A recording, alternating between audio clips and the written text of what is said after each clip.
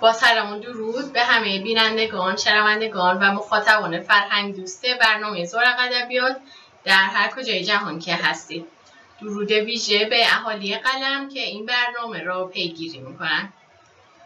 ساعت 21 اروپای مرکزی هست، 12 ظهر به وقت لس آنجلس در آمریکا و 23:30 به وقت میهنمون ایران هست. امشب دوشنبه 5 تیر 1396 برابر با 26 ژوئن 2017 هستش. 75مین قسمت از برنامه زورق ادبیات رو به سماع نظر شما میرسونیم. شادی سابجی هستم، تهیه، تولید، اجرا و ضبط این برنامه با من هستش. هدف ما از این برنامه انعکاس صدای اهالی قلم و معرفی کتاب هست. امیدواریم که از طریق این برنامه بتونیم بر افکار عمومی تاثیرگذار باشیم. امشب هم راجع به یک کتاب و همراه خالق اثر اون در خدمت شما هستیم در چارچوب گفتگوی دیگه مهمان خانه های شما. عنوان کتاب امشب برنامه ما کتاب شعری هست با عنوان یواش های قرمز. شاعر این کتاب خانم شیدا محمدی هستند و ناشر این کتاب هم نشر ناکجا در فرانسه است که در سال 2015 این اثر را در حجم 84 صفحه به زبان فارسی منتشر کردن. امشب راجع به این کتاب قرار هست که صحبت بکنیم و شما تصویر این کتاب رو الان ملاحظه میکنید. باز میگردیم و میخوایم راجع به اشعار این کتاب با شاعر این کتاب به گفتگو بنشینیم. این کتاب در برگیرنده اشعار سپید خانم شیدا محمدی هست که راجع به مسائل مختلفی در اونها صحبت شده. سرکی خواهیم کشید به قلم شعر شیدا محمدی و در این کتاب چرخه خواهیم زد تا با دغدغه‌های این شاعر آشنا بشیم. شاعر در این کتاب میگه که دارم با صدای بلند ابرها شعر میگویم. برای همین میریم به سراغ شاعری که میگه با صدای بلند ابرها شعر میگه. با زورقمون به آمریکا سفر خواهیم کرد به شهر اروان و گفتگوی بیشتری را راجع به این کتاب با شاعر این کتاب در واقع شروع خواهیم کرد. هم سفر ما در این زورق باشید و برنامه ما را دنبال کنید. خانم شیدا محمدی مهمان امشب ما هستن، ایشون شاعر و پژوهشگر هستن. به برنامه ما خوش آمدید و درود فراوان بر شما. من هم درود و عرض ادب خدمت بینندگان شما هر کجا از این جهان ما هستید. خانم شیدا محمدی، قبل از اینکه راجع به محتوای کتاب با شما به گفتگو بپردازیم خواهش میکنم که یک بیوگرافی کوتاه از خودتون برای ما و مخاطبان این برنامه فرهنگی تعریف کنید، چون اولین بار هست که به این برنامه تشریف میارید و احتمال داره مخاطبانی باشن که با شما کمتر آشنایی داشته باشن. برای ما بگید که شیدا محمدی کی هست، چی کار میکنه، در چه زمینه تحصیلات داشته و زندگیشو چطور گذرونده و در واقع شیدا محمدی رو از زبان شیدا محمدی برای ما تعریف کنید در 10 دقیقه. در واقع میتونم بگم چون شعر منو به این هیجان و شاید سرگردانی در جهان کشونده و این از کودکی با من بوده، عشق به طبیعت و همزیستی با طبیعت.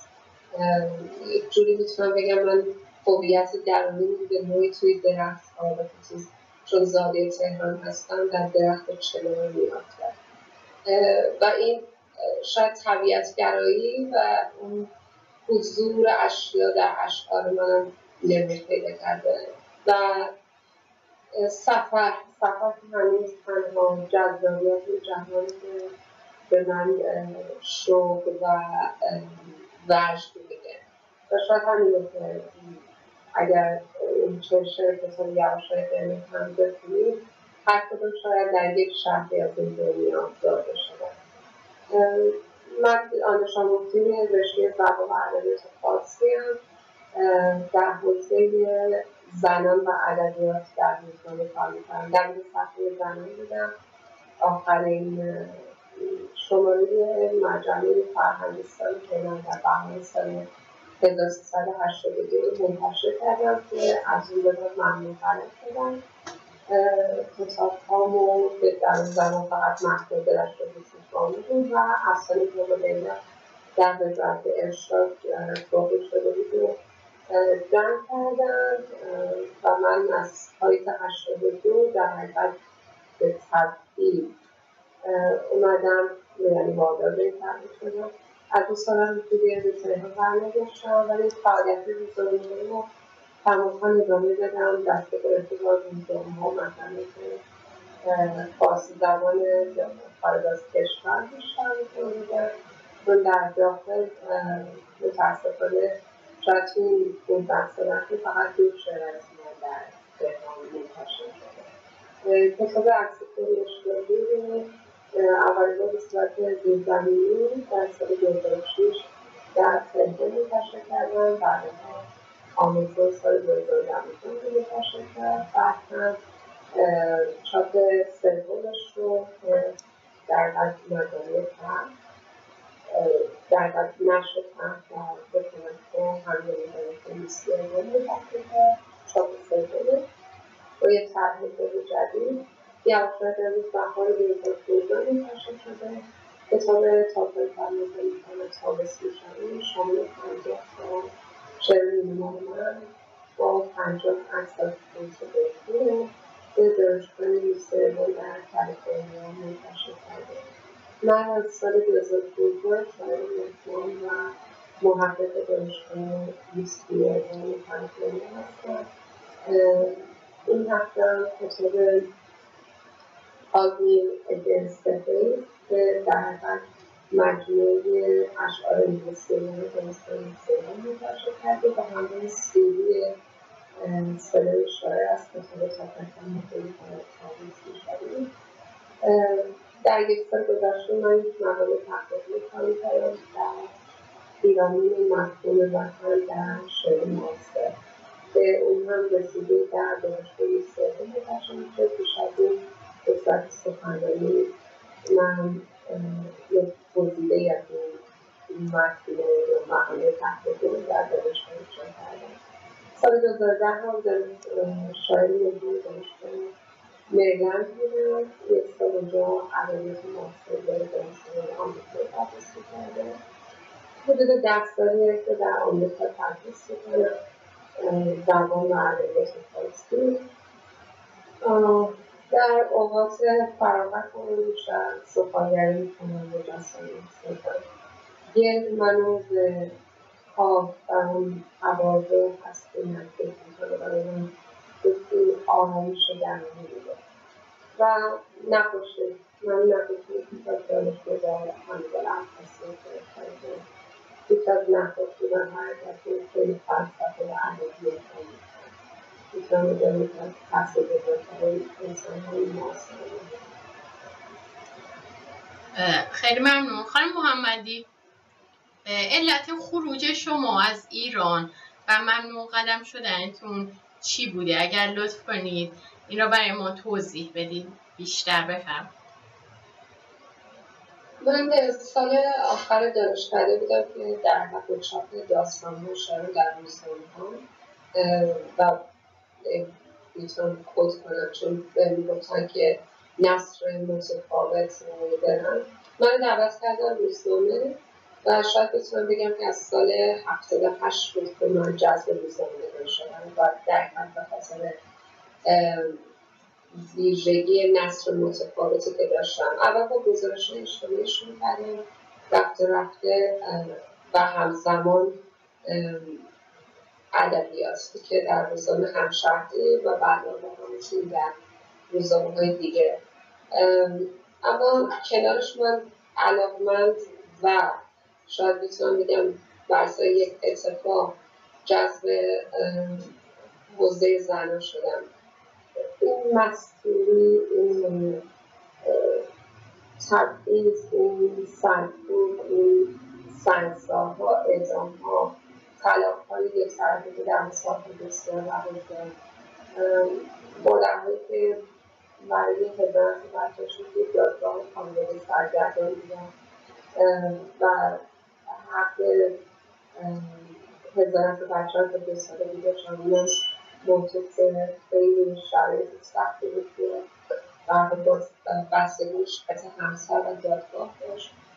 شاید تمام اون فشارها، گریه‌ها، تسلیم‌ها توی من یک طغیانی رو ایجاد کرد که صدای زنانی روشن که به خصوص زن‌هایی که در مرکز کشور زندگی می‌کردن در تهران و صدایی نداشتن، به خصوص زنان کوه، زنان بلوچ، زنان استان گلستان، زنان عرب و اقلیت‌ها. همین رفته منو جذب حوزه‌های وسیع‌تری کرد. یک بخش پنهانی از جامعه که حتی از تیررس نگاه من که زاده تهران بودم پنهان می‌گرفت به عنوان شهروندهایی که شاید خود قانون، خود جامعه و خود حکومت نمی‌خواستن که دیده بشن. زنان فرهنگی، زنانی که مورد تجاوز محارمش رو قرار گرفته بودن، زنانی که به اجبار به ازدواج با مردمی که از اینها بسیار بزرگتر بودن دارای همسر و فرزند بودن،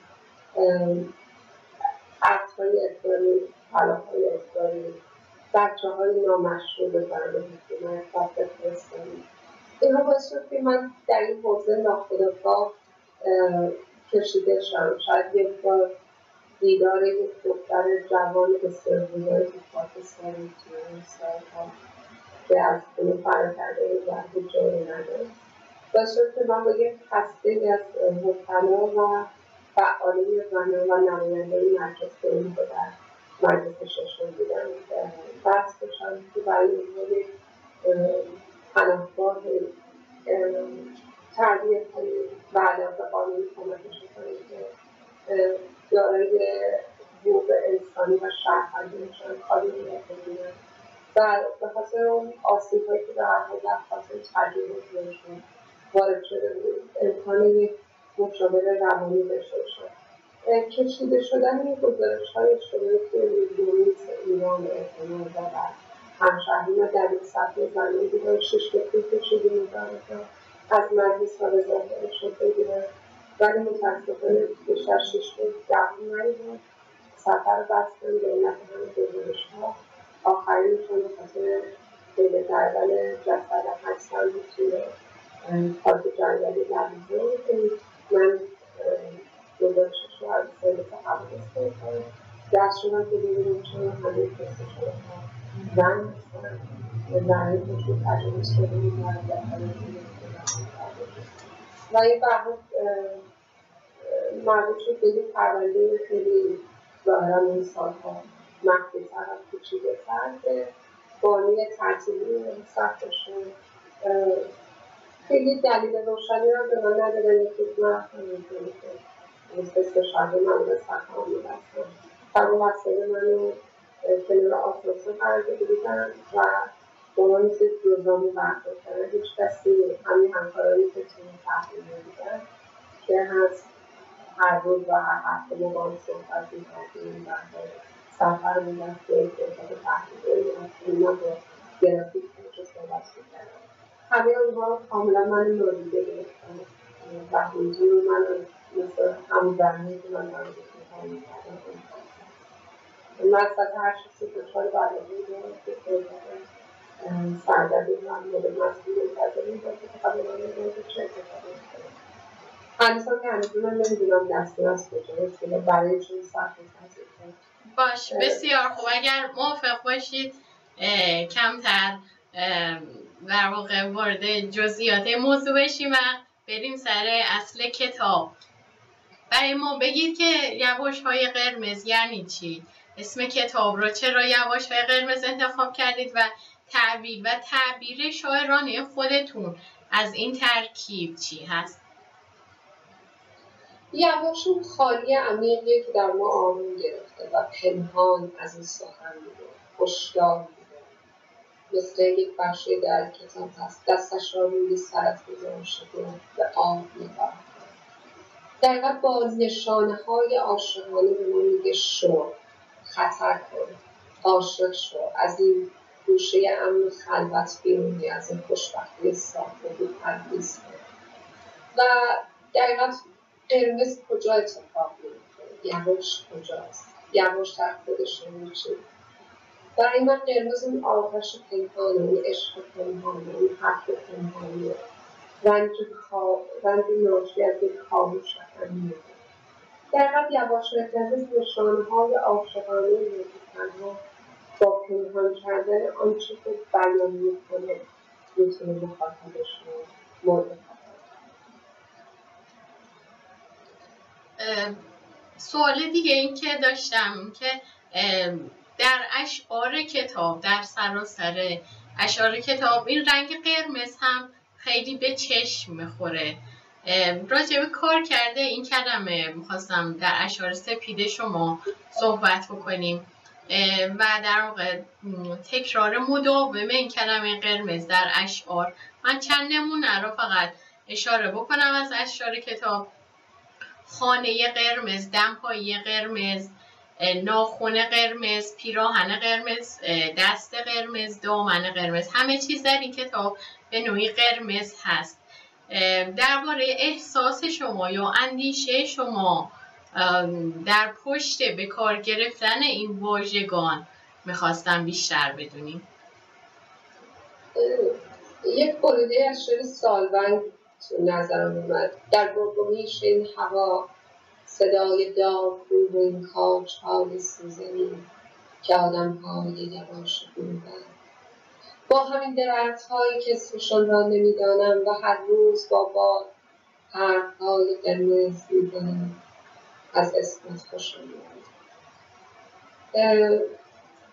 راست میگیم، راستش به هر حال لحظه‌ای که من شعرها رو می‌نوشتم به این نمود و به این تاثیر رنگ توی شعرها فکر نکرده بودم، ولی به هر حال قرمز اون عشق پنهان، اون هشدار، اون خطر، اون مرزهای نامرئی که خود من به شخص رومانی یک زن شاید در نوردیدم، یک زن شاعر در یک کشور جهان سوم با یک حکومت دیکتاتور اسلامی.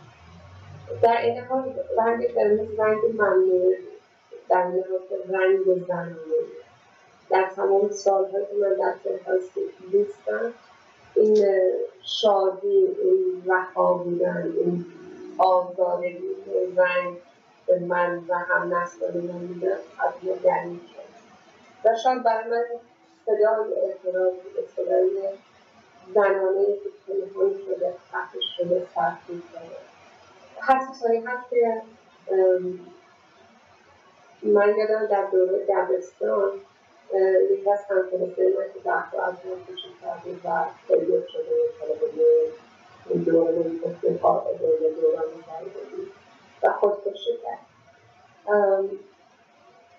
حتی این تاثیر عمیق دردناک که روی من گذاشته شده از اینکه ما حتی به عنوان زن نه تنها دسترسی به این آگاه شدن و علم راجع به تن خودمون نداریم، مثل این کشورهای غربی که بچه‌ها از سنین خیلی کم با ارگان‌های بدنشون آشنا میشن، با سیستم بدنشون و تفاوت‌های فیزیکی و بیولوژیکی زن و مرد. ما نه تنها از این محروم بودیم، بلکه اگر این اتفاق بیفتاد همیشه تکفیر می‌شدیم، همیشه با احساسی از شرم و گناه آلوده بودیم. حتی این قاعده بود. من فکر می‌کنم یواش قرمز صدای اون سرکوب هست، صدای اعتراض زنانه، صداشون دست دادیم. بسیار خب. برای من این قرمزها در کتاب شما تداعی کننده کتابی هست از خانم سیمین بهبهانی به نام با قلب خودچه خریدم و ایشون در اون کتاب توضیح میدن که من در ازدواج دومم همه در واقع وسایل ازدواجم رو به رنگ قرمز خریدم و لباس قرمز، کیف و کفش قرمز و عروس قرمز پوشی بودم اون موقع. راجع به یکی دیگه از در واقع کلماتی که شما در این کتاب شعر زیاد استفاده کردید، اگر موافق باشی صحبت بکنیم، راجع به تبریز صحبت بکنیم و در واقع میشه اینطور گفت که شما از تبریزی ها، درخت تبریزی، تن تبریزی و واژگانی از این دست که در واقع بعضی ها هم بازی های زبانی هست زیاد استفاده کردید و کمک گرفتید. علتش رو میخواستم بدونم و در واقع این تبریزی در شعر شیدا محمدی رو استعاره از چی باید بدونیم؟ سپاس. پیش از اینکه جواب سالتون رو بدم، این گفته شما من یه زن سرخپوشی میدونه فردوسی هم میدفعه چند سال پیشم یه اجرایی دخترهای جوان در خیابون درست قرمزپوش ظاهر شده بودن. تبریزی ها حقیقتش اینه که واقعا نمیدونم وقتی می‌نوشتم حتما خودآگاه من بهش آگاه نبوده، اما همونجور که بهتون گفتم من درخت شاید یک عنصر طبیعی از این هستی هستش که من باش خیلی خودم رو در حقیقت significant آیدی بناشد بودیم در حقیقت یک جور هویت منه در این هستی. من یک جور خودم رو توی درخت ها دوباره میدونم، یک جور زادگیه، یک جور زایشه برای من. حالا تا زمانی که در تهران زندگی می‌کردم چنار در حقیقت جور نماد زادگاه من بود و شاید تغییر رنگ‌ها و درخت تبریزی و درخت افرا شاید بخاطر این سفیدی تنش، این باریکی، این لختی و معشوقه اهل تبریز من به اضافه اینکه تمام کسانی که به نوعی ادبیاتشون و خودشون اون پشمین پوچ کنسه در حقیقت اون که حافظ میگه در شمس تبریزی میگه از شمس تبریزی به بعد انگار به نوعی وامدار اونجاست، نمیدونم. ولی به هر حال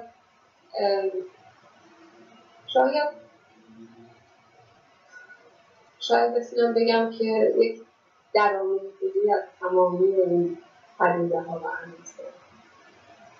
بسیار خوب. یعنی خودتون اینطور تحلیل میکنید که این تبریزی که مد نظر شما هست میتونه متأثر از ادبیات کلاسیک و عرفانی ایران باشه. آیا این تبریزی که بفرمایید آیا این تبریزی که اشاره میکنی دقیقاً همون شهر تبریز هست که مورد نظر شماست یا اینکه یک تبریزی در خیال و ذهن خودتون خلق کردی؟ در واقع اون چیزی رو که من میدونم که همه شهرهایی که در این کتاب یواشای قرمز اومدن مثل تهران، مثل استانبول، مثل تبریز، آلینه هایی که به خاطر دارم، یک بخشی از نمادهای اون شهر رو تو شعر هست، برای که شاعر با نشان گذاری ها در حقیقت یک شهر آشنایی رو تو ذهن مخاطبش که اول میاد و تداعی میکنه، اما معنای دورتر شهریه که شاعر در ذهن مخاطبش میسازه، شهریه که شاید آرزوی اونه، شهریه که حسرتشه، شهریه که شاید عاشق شده، شهریه که شاید دلش میخواد عاشق بشه، مثل اون که میگه آن روزهای شورنگی تبریز عاشق زنی بود با گردن بند پیروزه‌ای شان پناه صبح که از قلب شعر با ناز میآمد تصادف سخت بحر را نمیدونم اون تبریزی که شاید در شعر بیداری و خیرهای سفیدی میآید فرموشه شهر معشوقه، شهری که خیلی دوری از عاشق، شهری که بانی این فاصله است در اینها، ولی خب نمادهای اون عرفان و سفیده نوعی داره. شاید اون زبان تلخ و گردنده شمس تبریزی، شاید اون روندگی مشهوری که تحت شمس داره و اون دیوانگی که مولانا در کنش و خیلی عقبه ها و جان من عجیبه با ادبیات کلاسیک و مثلا در خلوت من دارم در حال مرور باستانی ها که برای من با اینها زندگی کردم، بزرگ شدم و میتونم بگم که برای من فکر میکنم عقبه شعر من بود برای وامدار ادبیات فنی. خانم محمدی، شما در این کتاب علاوه بر شرح تبریز در اشعار دیده میشه که این اشعار در تنوع جغرافی خیلی زیادی سروده شده.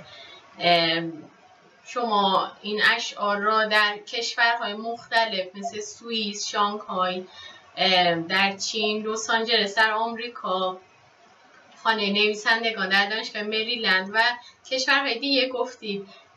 این در واقع تنوع جغرافی در اشعار این کتاب به چشم میخوره. آیا نشان دهنده طبع شما به سفر و جهانگردی هست و تأثیر این جهانگردی را بر شعر خودتون میخواستم بدونم؟ شاید بیشتر تأثیرش رو باید از همین سفر بسیار سفر باید تا گفته شود. این از کودکی همیشه شاید توی ذهن من بود، ولی به هر حال من جان جستجوگر رو ناآرامی دارم، یعنی همیشه در پی یک تازگیم.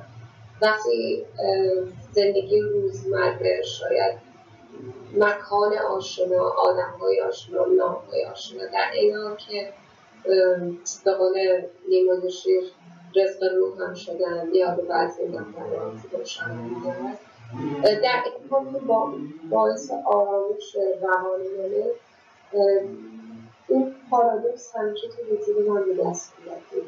در این حال گریزانه، یعنی من بعد از سالها دیگه اونو پذیرفتم، خیلی پیش از این شاید خوشی جنگیدم برای که بتونم مهارش کنم.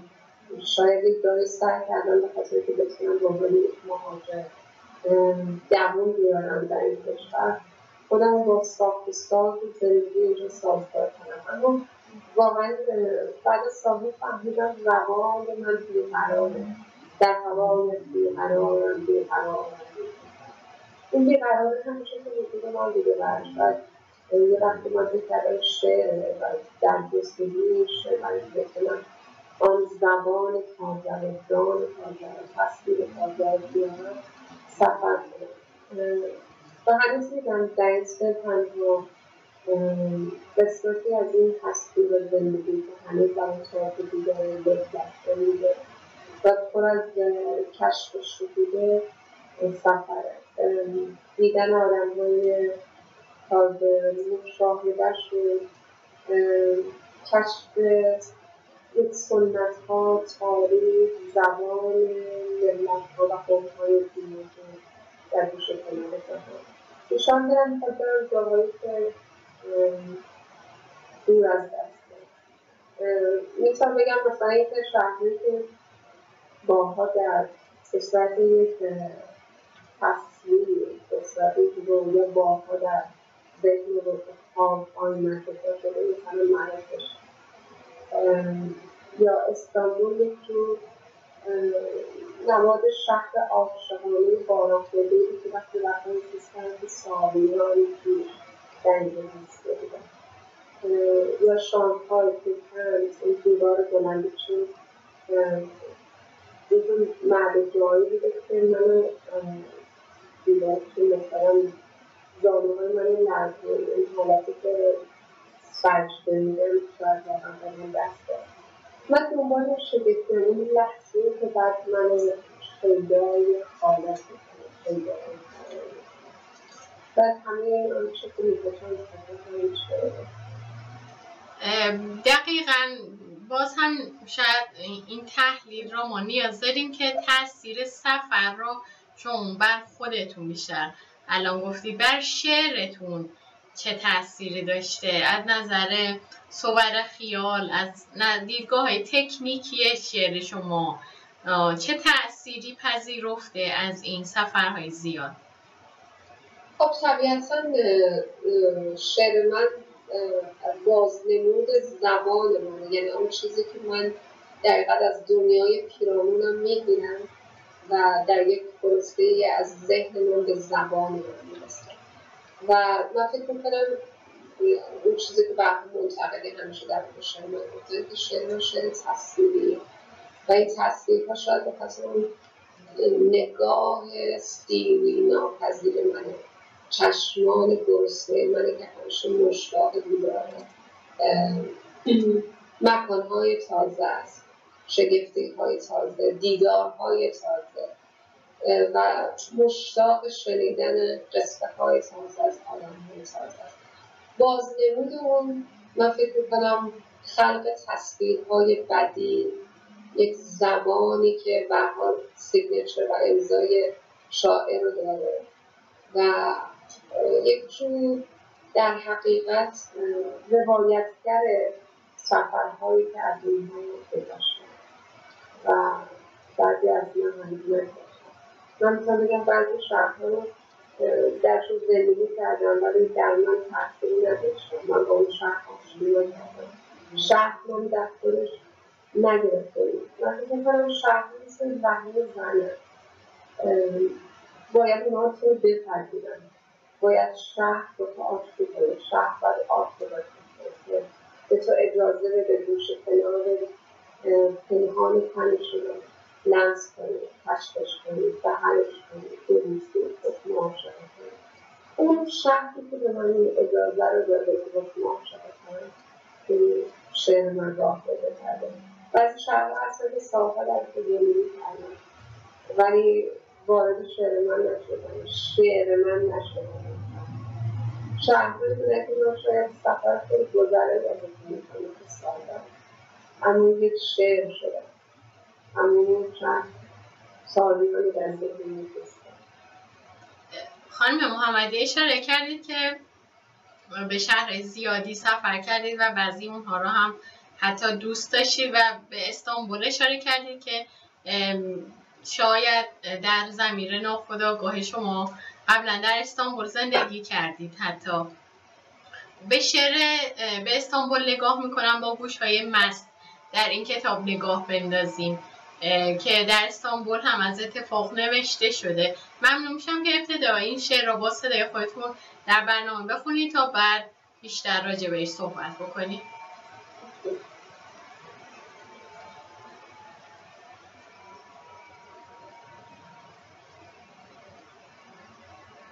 من فکر می‌کنم ادبیات هر کشوری باعث شده که من به اون شهرها علاقه‌مند بشم، مثل کام و استانبول. و نویسنده‌های مورد علاقه من، شاعران مورد علاقه من به یه شکلی یا موسیقی محبوب من مال اونجا بود. من بعد از استانبول شهری که بسیار عاشقش شدم و حتی خودم رو می‌دیدم که در اونجا بتونم زندگی کنم کار بود و علاقه من با میلان کندرا به اون شهر شد که پیش از این که به اونجا سفر کنم زندگی کنم و دوستش باشم. استانبول هم محبوب شاعران و موزیسین‌های انقلابیش با ادبیات معترضش بوده که من علاقه کردم. وقتی وارد شهر شدم این درآمیختگی سنت هم مدرن این روح شرقی و قدیمی شهر در این‌ها آدم‌هایی که در این دوره به نظر میان مدرن‌تر از خودم بودن. یک ساخت ساز عجیبی، عجیب شدن این تاریخ با مدرنیته من شگفت‌زده می‌کرد. در حالی یک روح آسوری داشت که من روح استعداد خودم رو در این شهر می‌دیدم و یک جوری احساس می‌کردم که شدید انگار وقتی وارد اون قصر شدم، وقتی وارد خانه من امام‌شاه سلام می‌کنم انگار اون زن‌ها تو گوش من مجموع می‌کنم. وقتی لباسش رو که می‌دیدم انگار پیش از این من این رخت‌ها رو برطرف کرده بودم، انگار اون مردها من شکنجه کرده بودم، با من محاسبه کرده بودم. نمی‌دونم با اینکه خیلی عجیب به نظر میاد ولی شهرهایی مثل اینجا یا پسریشان‌ها اینجا پیش از این در من دوست دارم یا شهر ممنوعه وقتی رفتشون رفتم شهر مردگان که 50 سال این پادشاه ظالم تمام مردمی که در خدمتش شده و شهر رو تخت کرده. من اینها رو دیده بودم و فکر می‌کنم یکی از اون شعرها در این مجموعه چشم ما اصلا این نگاه اجازه به ساحل نگاه می‌کنم با گوش‌های مست. این راه با اتوبوس‌های رنگ عمدن اینجا آوردند با فوج عجیب کبوترها و بیقراری پیراهن و دامن و چکمه‌ها. انگار در آینه خبرهایی شده، چیزی شده است استانبول. تو کسی را پوشیده ای و این بوی مشروق است از شانه‌هایت، بوی خاک شمدانی، بوی خود فرار رنگش. ای شهر با چشم‌های دریا و امواج رنگارنگ، در بخار پشت سرت دیوارهای پر از ناسزا و نامه‌های عاشقانه، چیزی شده است استانبول. با پاهای مفرقی من کجا می‌رویم این وقت شب؟ با این مرده‌های خوش‌رو که چای سیگار تعارف می‌کنند چرا اینجا نشسته‌اید؟ می‌خواهم زیر باران با این مرد سنگین معاشقه کنم این شهر. تا بخارا تا به رحله بخوانم ای شهر، گوش بخوابانم به تن تبریزی‌ها، هوا باغ نعمه‌هاست امشب.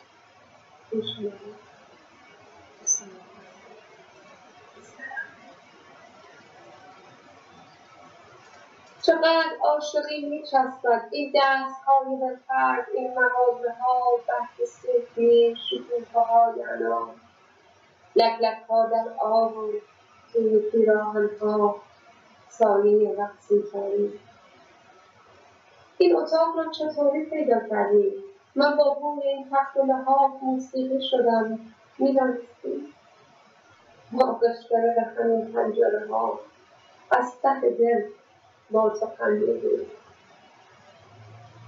کشش این سطح را می‌شناسه این شهر، این چترهای آواز خونده. من چیزیم شده با این ابرها، چشم‌هایم نمی‌توانم بگویم استانبول. دست‌هایم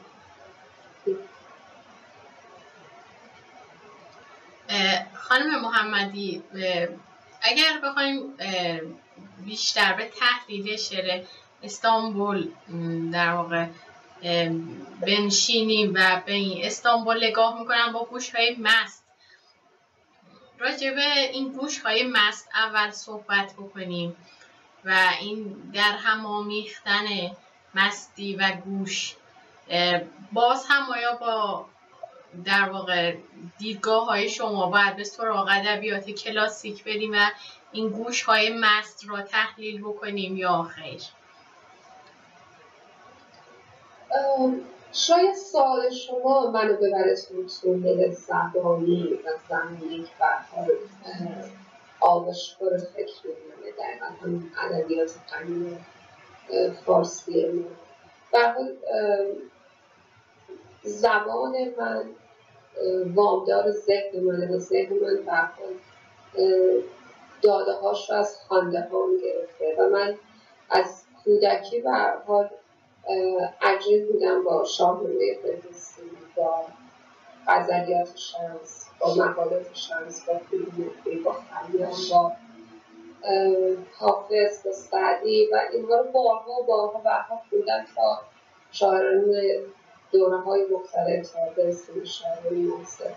سطرهایی یادم میاد اگر که درست بخونم: آینم مرد محالاتیم،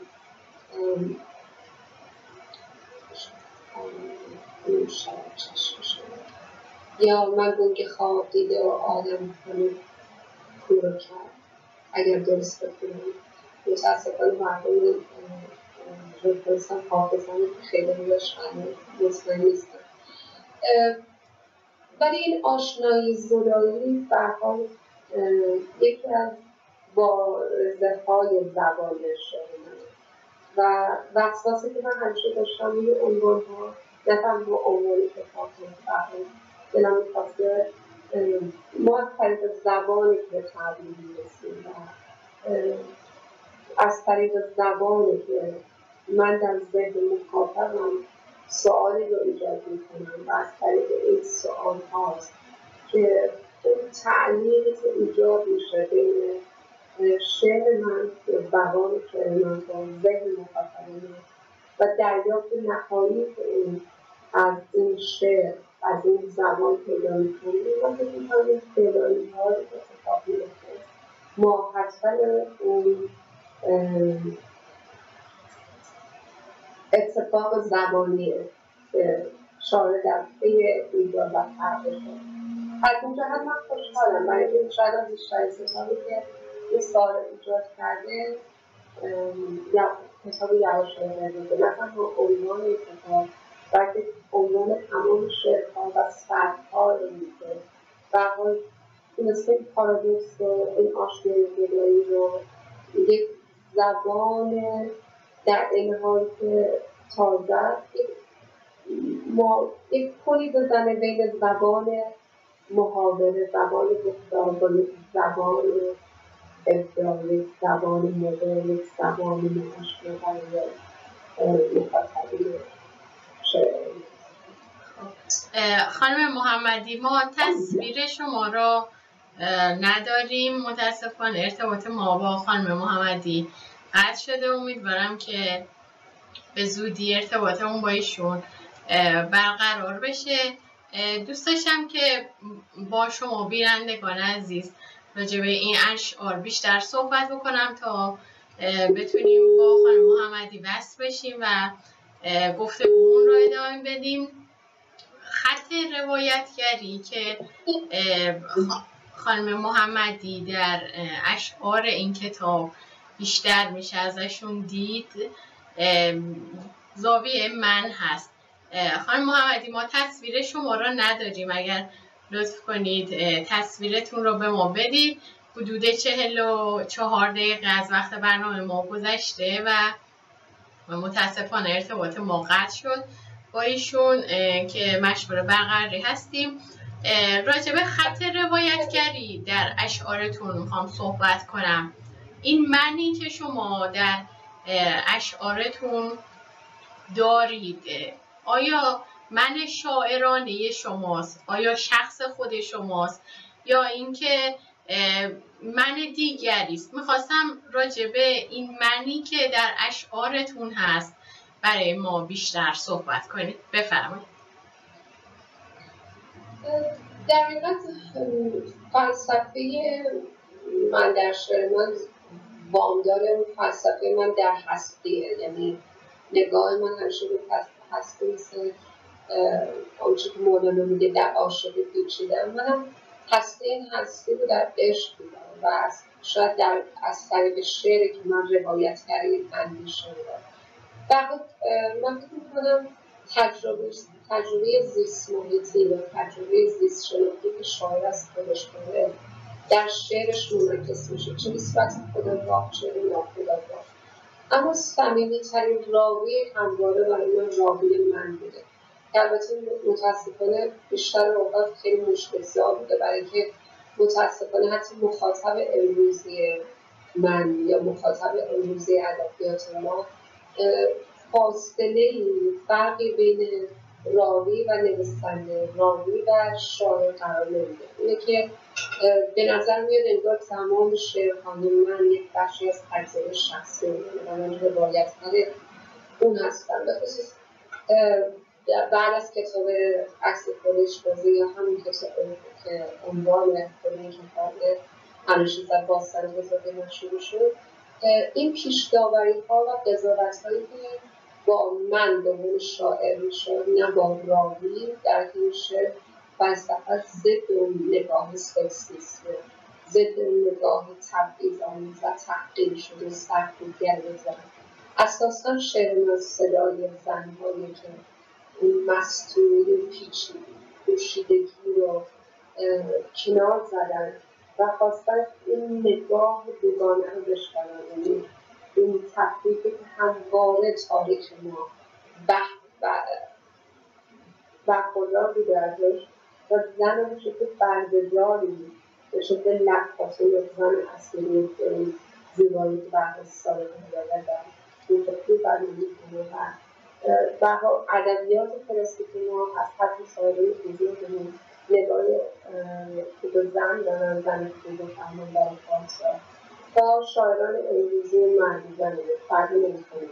زنهای مردمان همیشه در خدمت سرکوب و اکتشاف بودن و اینکه بتونن که جایگاهی رو در دنیای مردانه ایجاد کنن. من شاید آگاهانه به خصوص دوره روزهای در تضاد و ضدیت با اون نگاه فاحش حرفه لطفاته در مقابل مادر فرشته بودن و همیشه که از طریق اون تمیز تلقیق شعرهای من داره، از این نگاه زنانه، از این زبان زنانه همیشه خواستم اون نوعی که ذهن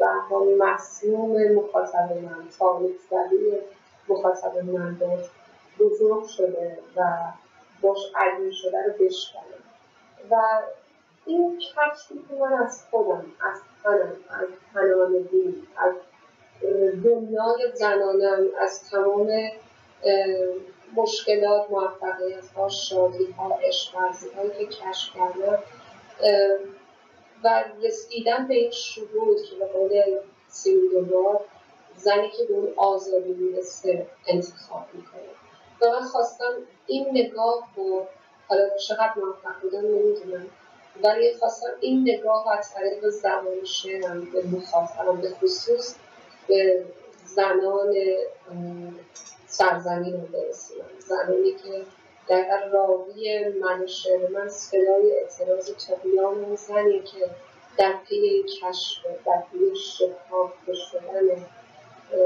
اون نگاه لکات اصلیه، صدای زنانی که خواستن دیده بشن، شنیده بشن، برای نوزنی رو باز کنن در این مرکزون و دیدن که ما از این مسئولی و تطمیقی پوستیدگی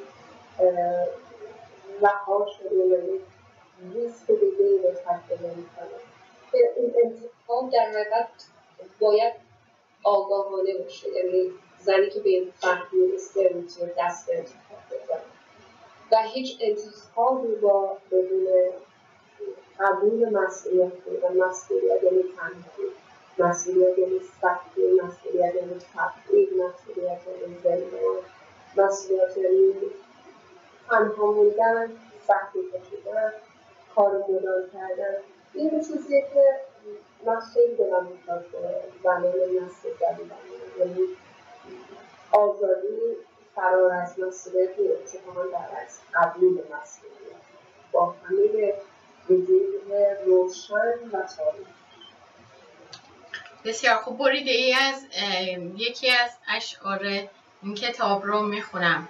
آینه گلویش میگیرد، من از عکس‌هایم میآیم بیرون و فقط از چشم‌های تو یک ریز میبارم.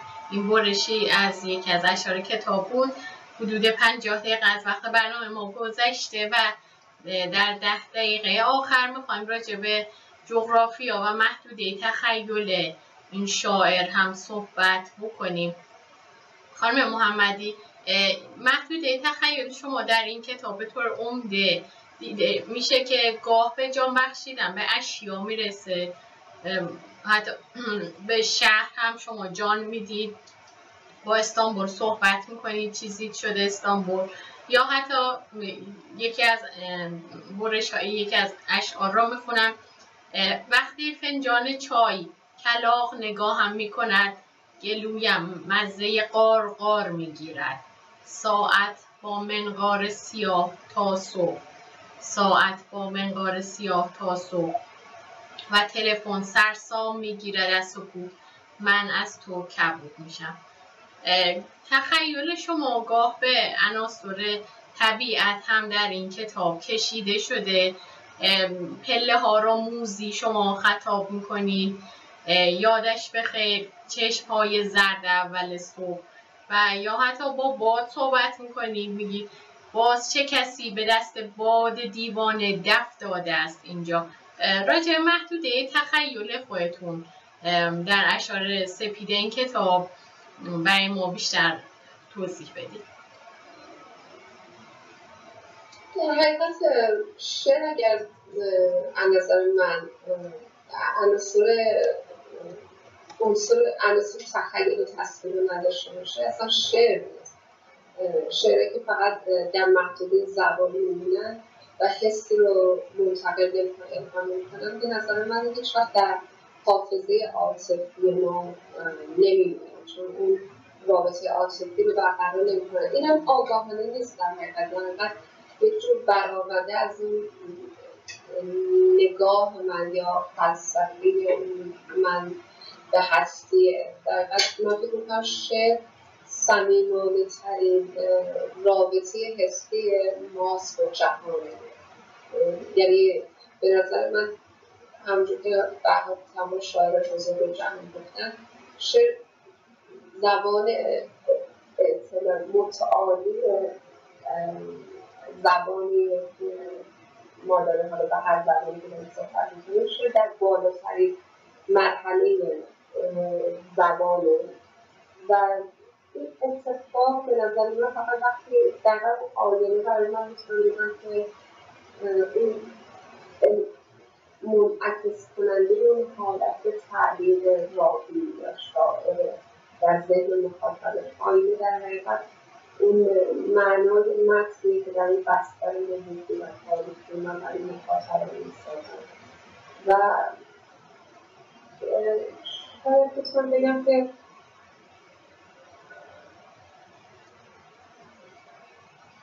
غیبت همه اون چیزی که آرزوی منه، غیبت اون کسی که آرزوی حضورش رو همیشه داشتن و در حقیقت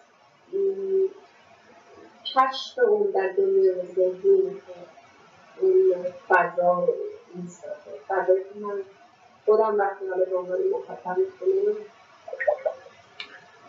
متاسفانه ارتباط ما با خانم محمدی مجدداً قطع شد. سعی میکنم که یا قطع نشده، سعی میکنم که مجدد با ایشون تماس بگیریم تا ادامه گفتگومون را با ایشون پیگیری بکنیم. یکی دیگه از برش های این شعر را دوست داشتم که برای شما مخاطبان بخونم. در انتهای برنامه هستیم و متاسفانه ارتباطمون با ایشون قطع شده. یک برشی از شعر را میخونم. دارم با صدای بلند ابرها شعر میگویم، آفتاب را قلف کردم زیر زیرخونه همین حوالی، دریا بیا اینجا. خانم محمدی، در اواخر گفتگو با شما هستیم. ممنون که زودتر وصل شدید و ما میتونیم گفتگو رو با شما پیگیری کنیم و به نوعی به انتها ببریم. خانم محمدی، اگر بخوام به عنوان آخرین سوال از شما پرسشی داشته باشم که شما به عنوان یک شاعر چه نوآوری اومدی در این کتاب کردی و چه خلاقیتی با این کتاب خودتون به مجموعه شعر فارسی اضافه کردی؟ حقیقتش که واقعا پاسخ این سوال برام خیلی سخته، چون هر نوع پاسخ بدم نمیخوام خودخواهانه و خودستایانه باشه.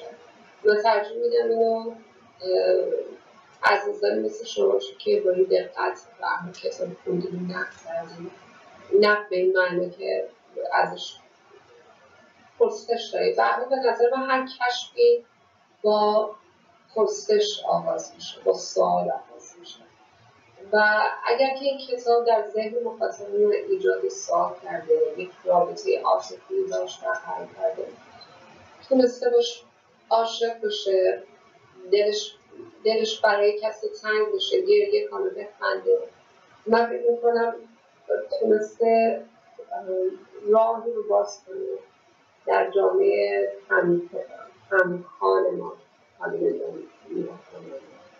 ولی به هر حال من فکر می‌کنم اگر فقط به عنوان شاعر